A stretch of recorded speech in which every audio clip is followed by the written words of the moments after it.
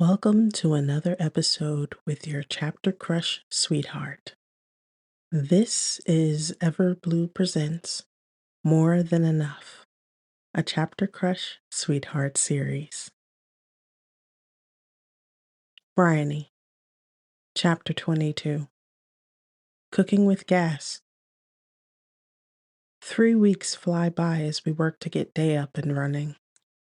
Day is a high-concept lunch wagon that provides quality food at a fraction of the price.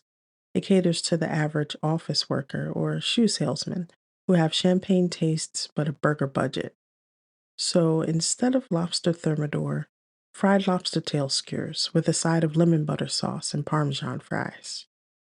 On the other hand, night, when it gets going, will be a dinner wagon where I plan to bring fusion to typically upscale dishes, like a beef Wellington taco with mango chutney. If I can get a permit to set it up in a decent neighborhood in the city, it could bring new flavors to clients who may only be familiar with more traditional cuisine. Nick has been a real lifesaver since we've come back. He's so attentive and caring in our relationship. Sometimes I feel like he knows I have to sneeze before I do.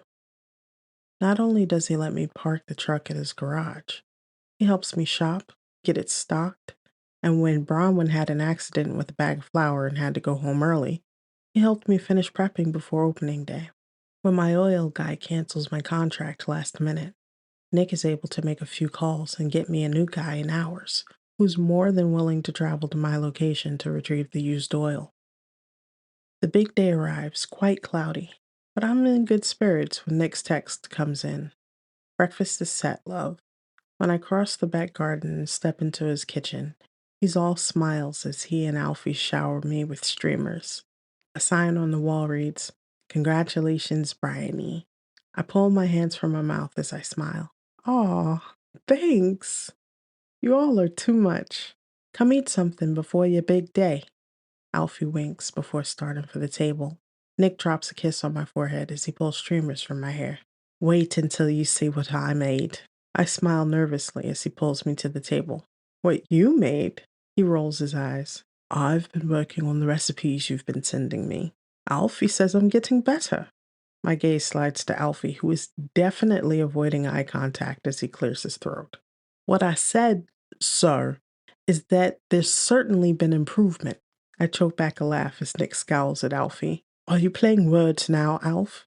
Just wait and see. When Nick slides 2 plates with a beautiful omelet and a couple of burnt sausages in front of me, Alfie and I look at each other before looking back at Nick. He looks so hopeful that I can't help giving him a brilliant smile. You did so well. The sausage is absolutely cooked through this time. Alfie snickers until I shoot him a look. Nick throws his hands up to stop us from eating. Oh, wait! One more thing. He comes back with his plate and a stack of perfectly browned buttered toast. That looks delicious, Nicky babe. I'm so proud of you. Nick smiles as he looks pointedly at Alfie, who rolls his eyes. Maybe at some point I won't need Romero anymore. I chuckle, putting Romero out of business one dish at a time. We've nearly finished breakfast when my phone rings. Nick gets up to grab it from where I left it on the island when I came in. It's Win, he says as he answers the phone. Ever since we hosted family dinner a few weeks ago, Nick has been more interested in what goes on in my family, and they in him. My parents were completely charmed by his down-to-earth personality when they spoke on the phone. But when he walked into the room and immediately wrapped me in a bear hug, despite my sister and I accidentally wearing a similar outfit, he won everyone over. Considering the fact Dad immediately drove up to my house to have an hour-long conversation with Nick about he and I coexisting on the same property before marriage, I didn't think they would get close so fast. So I was shocked when Mom added him to the family chat in her social media page within minutes of their first meeting. However, I was completely astounded when Dad invited him over for dinner in Brooklyn this past Sunday for some sort of drinking test. Dad is a career military man and prides himself on always being ready for action, while Nick is hardly in a social setting long enough to have more than one drink. Needless to say, neither of them are big drinkers, but they each held their own in their 3 rounds of Guinness from Dad's bear-shaped beer steins. When Dad remarked Nick held his own pretty well for an Englishman, Nick immediately stole Dad's heart by informing him that Mum is actually Irish. Her family immigrated to England when she was a young girl. From that point on, Nick could do no wrong, and he was pleased as punch as I drove home. Who knew the man had so many drinking songs in him? So when he answers my phone and easily begins speaking with Bronwyn, I think nothing of it until I hear the note of alarm in his voice. Ah, well, can we deliver some soup or medicine to you? Okay, well, stay hydrated, darling. His Bry. My eyebrows are somewhere on Mars by the time he hands me the phone. Flu, he whispers with an apologetic look. Oh no, I mutter as I take the phone. When? Did I hear you're sick? She confirms the news, sounding like death warmed over. She's busy worrying about the fact she can't be my sous chef, but I'm more worried about her. The last time she got the flu, she collapsed in her office and had to be hospitalized. Don't worry about me, Bri. I'll be fine. Michelle is here and surprisingly doing a fabulous job of keeping me hydrated and medicated.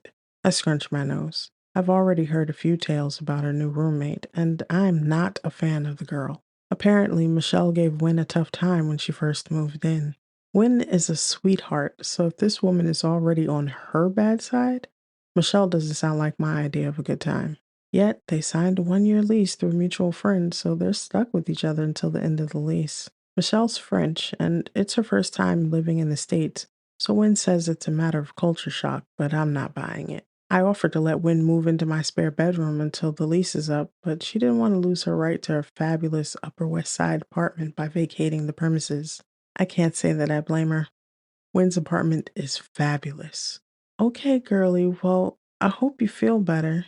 Are you sure I can't stop by tonight after I close up? It's no. Bronwyn bellows in my ear before dissolving into a coughing fit. I look at the phone in disbelief. Since when do you yell like that? After a moment, she comes back, sounding weaker than before. No, really, Bri. Don't come. I'm okay. I'll be fine. We got this. Have a good opening night, and I'll see you in 2 weeks for family dinner. Tell Nick I don't plan to lose at Pictionary a second time. I laugh, and after her reassurance that she'll totally be fine, we hang up.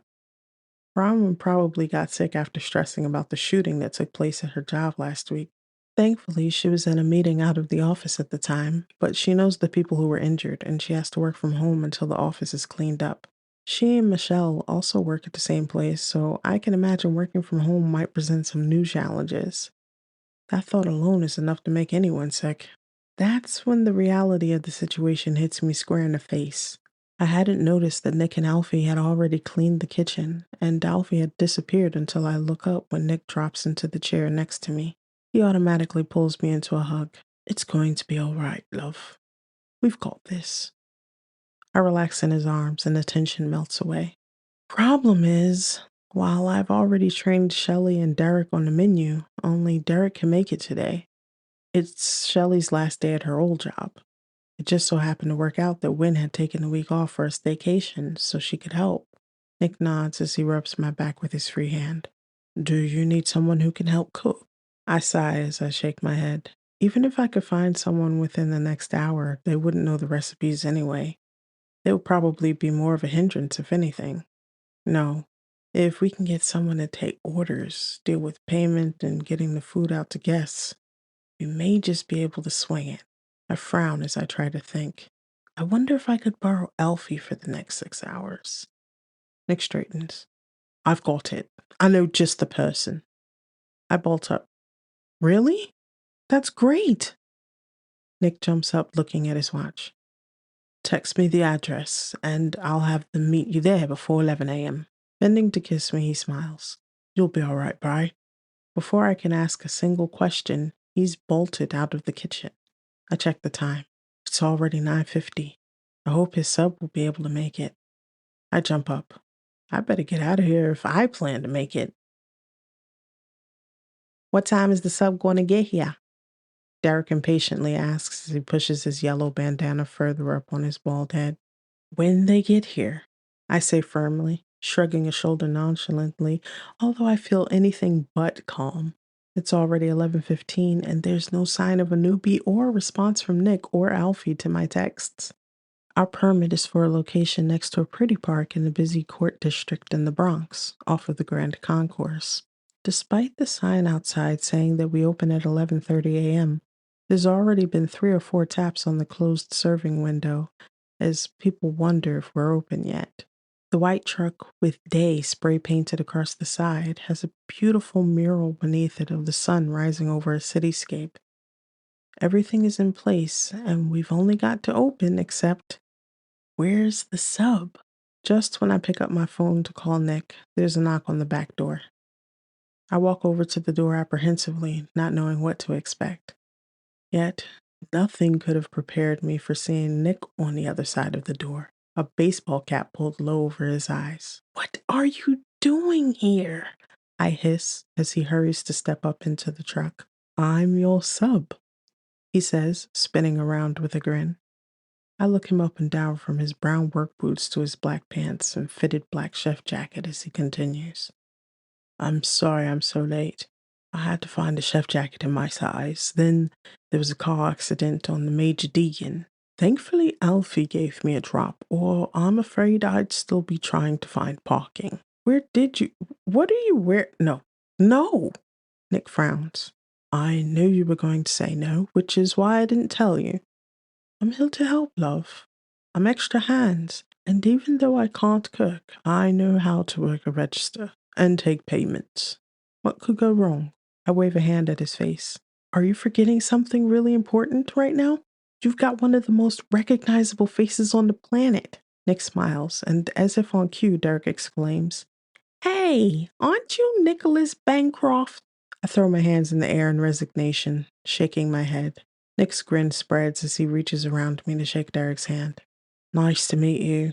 My fiance doesn't like to bring it up, so if you don't mind keeping this under wraps, we'd appreciate it."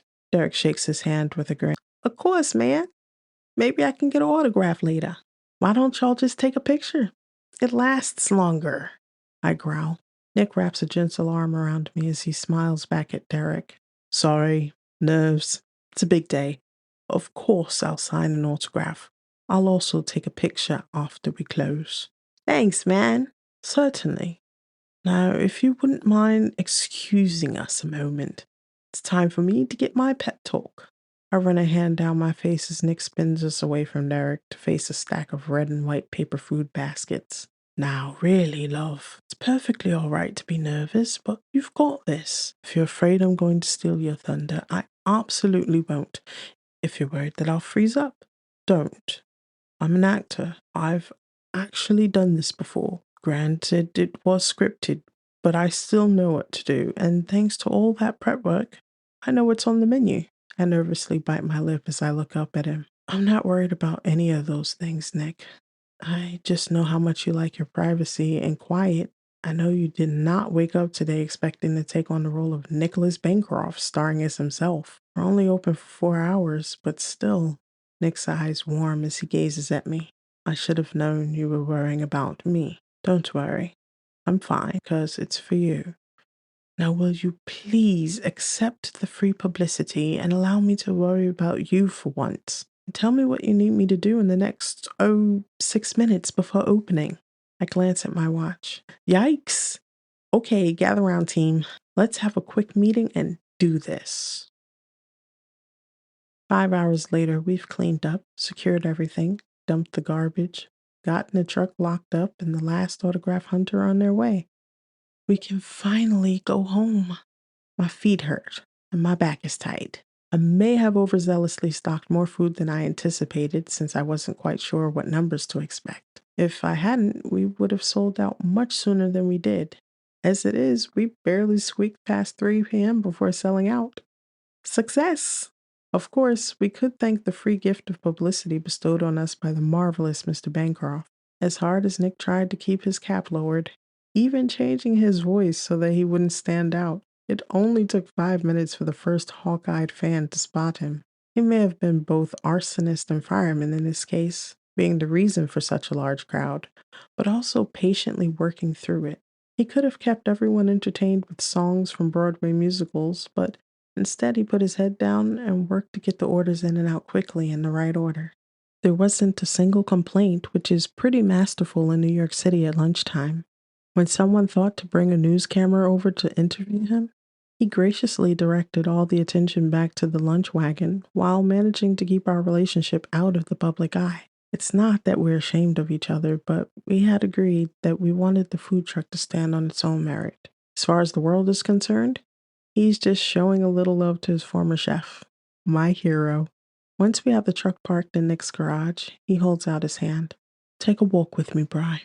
I still have to get the truck reorganized, but with Nick's help, it'll go quickly. So I take the moment to pull off my cap, running a hand over my messy bun as I take his hand. Gladly, my lord. His eyes crinkle as he smiles at me. We stroll past his white 5-bedroom house, but instead of heading towards my cottage, we turn past Alfie's modern cabin and take the small loop trail through the canopy trees at the edge of the property. The lawn is still fairly green, but the cool mornings mean the leaves are already beginning to turn their various shades of red and gold. I've been a bundle of nerves all day, but now, as the whisper of the trees swaying in the autumn breeze grounds me, I'm filled with a sense of wonder. I can't believe I did it, I say, huffing a laugh as I turn to him. And it's all thanks to you. I had very little to do with it, Bri. You did this. Nick nods as we crunch over fallen leaves to settle on a little wooden bench he installed a few years ago. It was your dream. You didn't give up. And after countless hours of work, here you are. I'm so proud of you, love. Thanks. It still feels like a dream, and any moment I'm going to wake up to start your breakfast. As he wraps an arm around me, I rest my head on his shoulder. The smell of fried lobster clings to us, but his spicy citrus lavender scent still comes through. I guess he's officially edible. Nick chuckles. Well, that's actually my dream now. I don't mind cooking, but I do miss your threats to make home fries when I misbehave. Well, that can always be arranged, I smirk, chuckling in response. Basking in the small pool of sunlight filtering through the trees, I tilt my head to allow it to warm my face. I can't believe it's October 1st already. I know, he sighs. It means we only have a month left of days like this. I smile regretfully. I'm going to miss you, Nick. The corners of his mouth gently turn up as his cool hand cups my cheek. You're going to miss the publicity, he teases, but it has no bite. When he turns his hat backwards, I try not to drool. Yet, as I stare into his warm blue eyes, I find myself wanting him to know how much his presence means. Not just physically, but as showing up for me in a meaningful way. You really came through for me today, Nick. Thank you. I appreciate it. I appreciate you. It really felt like it was me and you against the world. Nick smiles bashfully. That's exactly how it should be, love. You and me against the world. I'm still learning the lesson, but hopefully I get better at it as time goes on. I wink at him. After seeing you in action today, I think you'll be just fine. I honestly don't believe there's anything you can't do. He snores as he looks away, absent-mindedly rubbing my shoulder. I don't know about that. I tilt my head as I look up at him and give him a nudge. I'm serious, Nick. You can do anything. You managed to perfect an omelet in a month. A small smile tilts the corners of his mouth. Maybe. You know, I wasn't going to say anything, but I got the call from Peter Smithson. He and Gil Shapiro said the meeting in November is a formality, but they really want me for the part of Hamlet. They would start rehearsals at the end of April with a limited summer run from mid-June to mid-August. But I don't have to let them know anything until I meet with them. When he doesn't say anything else, I put a hand on his knee. It sounds like an amazing opportunity if that's what you want. Nick nods, but remains quiet for a moment. It's what I burn to do, but if it's the wrong decision, dare I do it? It could lead to roles drying up in Hollywood and beyond. Some actors never bounce back from going Broadway. I nod my head. That's true, but so what if that happens? Nick's bemused smile speaks volumes. What? Yeah, I nod. If Hollywood decides to ostracize you, then what? If they choose to be idiots, doesn't that still leave TV land, British serials, and theater? What are you worried about? Money? Don't. Because based on today, I may not be able to afford the upkeep of your house. You'll for sure need to sell it, but I can pay the bills at the cottage. You'll stay with me and I'll take care of you. Nick's brows slam down as he chuckles in befuddlement. What on earth are you saying right now? I swing my gaze to his intently. I'm saying live your dream. It's what you told me to do when my funding fell through on the restaurant my second year out of Le Cordon Bleu. You said I can work for you, but I can't give up on my dreams, because that would be like giving up on myself. I nudge him in the side as his brows rise in remembrance. Well, Nick, if it's my turn to support you, then I'm ready, because I believe in you. You might need to give up the Land Rover, though, because I can't pay for gasoline and parking in the theater district. I do some quick calculations. I can probably afford a monthly Metro card and lunch, at least until the second truck gets off the ground. But that's about it. Silence descends as Nick quietly considers me. If I'm honest, he looks positively feral, like he'll swallow me whole right here if I say another word. Amazement shines out of his eyes when he softly chuckles. You really haven't Googled me.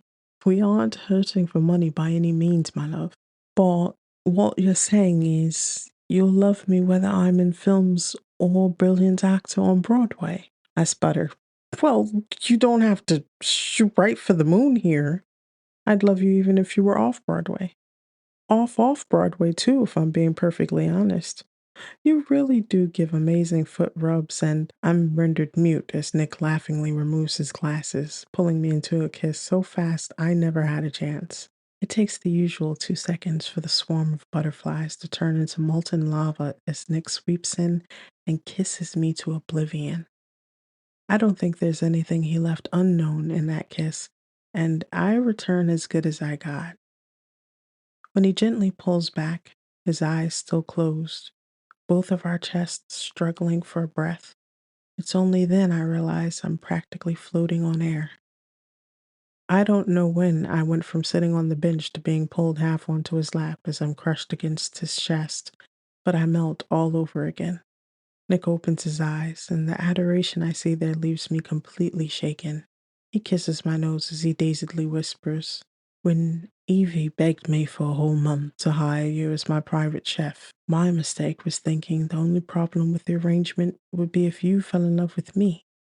I never imagined it would be the other way round. And now? I ask, resting my head against his shoulder.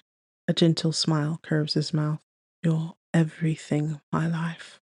I didn't think I could ever be enough for you, but I couldn't stay away. And believe me, I tried. There's no question in my mind that you're everything I want and need, Nick. I smile, running a finger over his full lower lip. Bryony. Nick groans. The reverence he says my name with renders me speechless. A good thing since Nick isn't finished.